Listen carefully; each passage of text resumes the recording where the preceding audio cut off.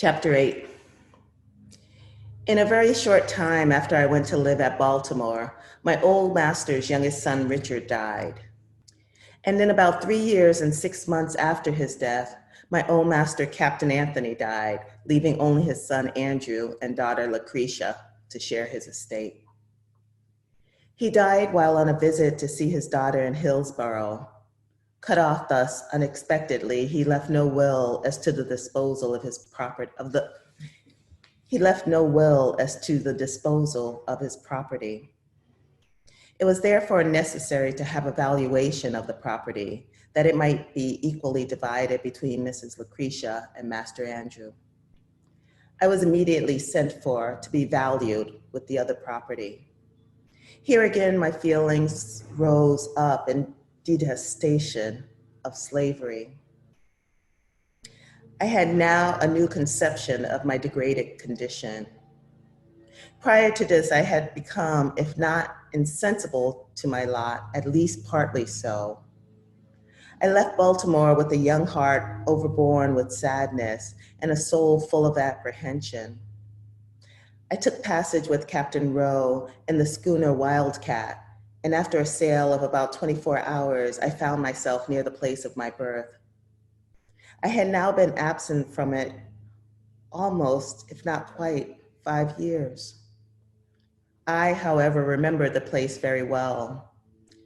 I was only about 5 years old when I left it to go and live with my old master on Colonel Lloyd's plantation, so that I was now between 10 and 11 years old.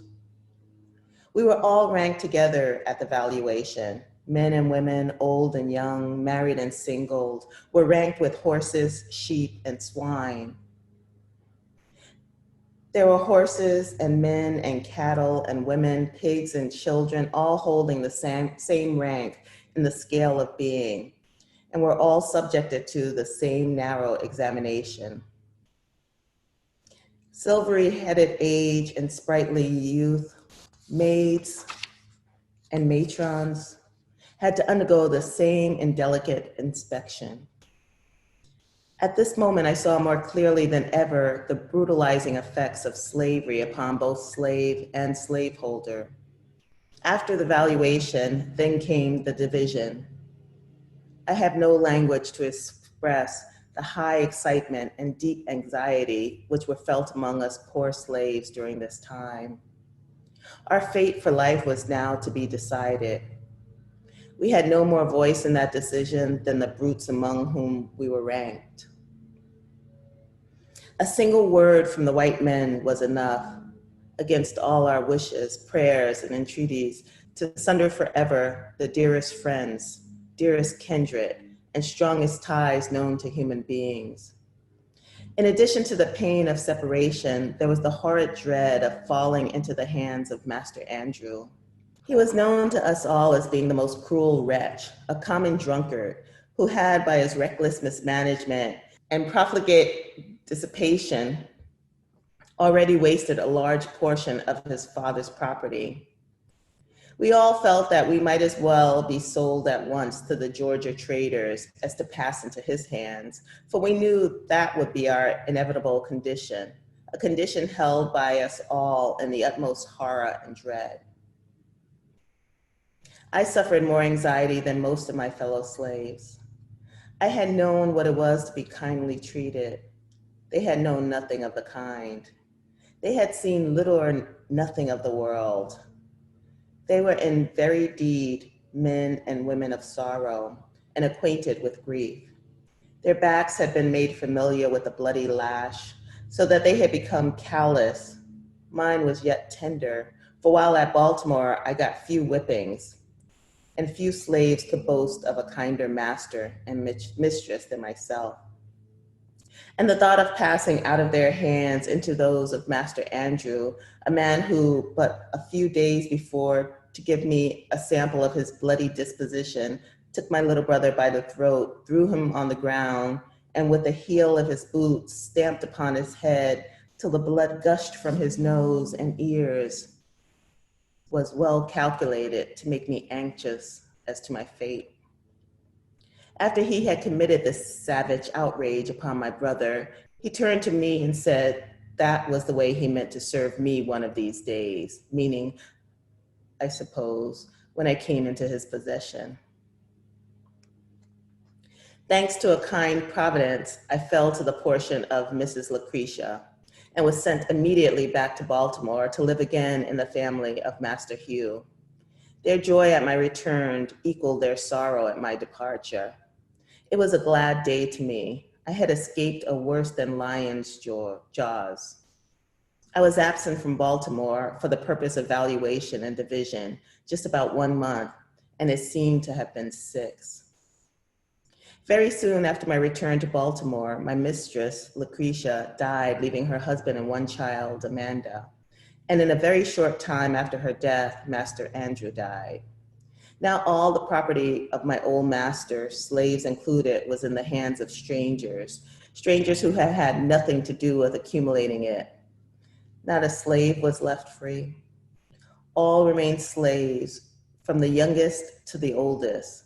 If any one thing in my experience, more than another, served to deepen my conviction of the infernal character of slavery and to fill me with unutterable loathing of slaveholders, it was their base ingratitude to my poor old grandmother. She had served my master faithfully from youth to old age. She had been the source of all his wealth. She had peopled his plantation with slaves. She had become a great-grandmother in his service.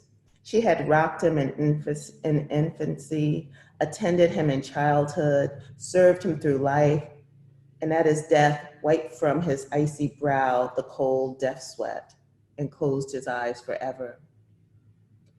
She was nevertheless left a slave for life, a slave in the hands of strangers, and in their hands, she saw her children, her grandchildren, and her great-grandchildren divided, like so many sheep, without being gratified with the small privilege of a single word as to their or her own destiny.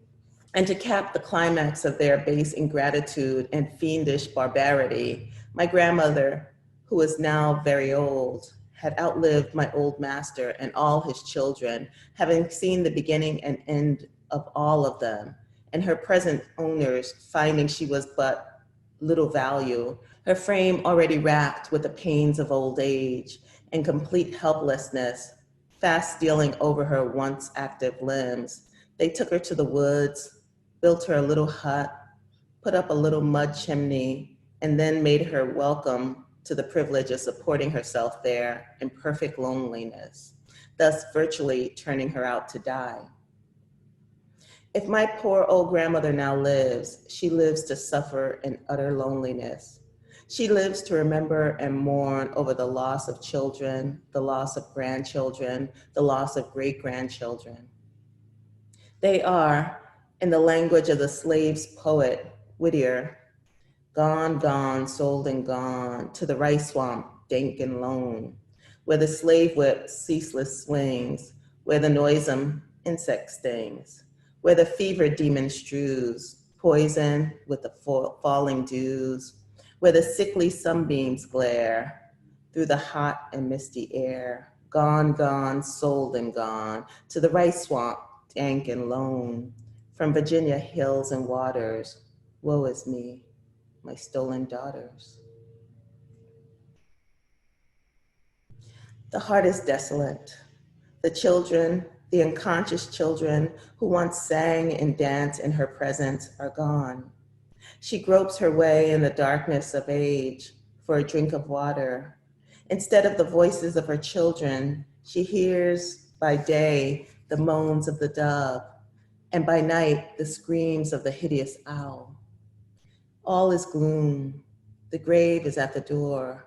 And now, when weighed down by the pains and aches of old age, when the head inclines to the feet, when the beginning and ending of human existence meet, and helpless infancy and painful old age combine together, at this time, this most needful time, the time for exercise of that tenderness and affection which children only can exercise towards a declining parent. My poor old grandmother, the devoted mother of 12 children, is left all alone in yonder little hut before a few dim embers. She stands, she sits, she staggers, she falls, she groans, she dies. And there are none of her children or grandchildren present to wipe from her wrinkled brow the cold sweat of death, or to place beneath the sod her falling remains. Will not a righteous God visit for these things? In about 2 years after the death of Mrs. Lucretia, Master Thomas married his second wife. Her name was Rowena Hamilton. She was the eldest daughter of Mr. William Hamilton. Master now lived in St. Michael's.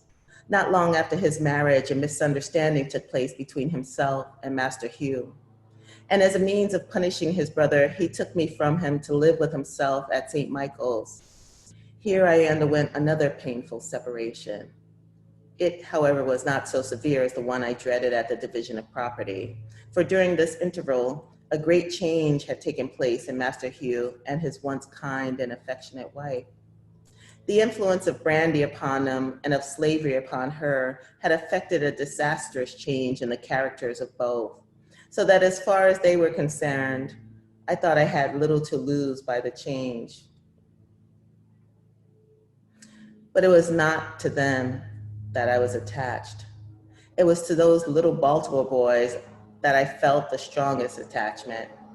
I had received many good lessons from them and was still receiving them, and the thought of leaving them was painful indeed.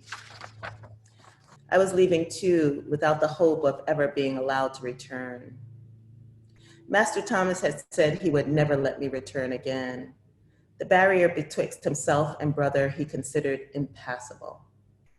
I then had to regret that I did not at least make the attempt to carry out my resolution to run away.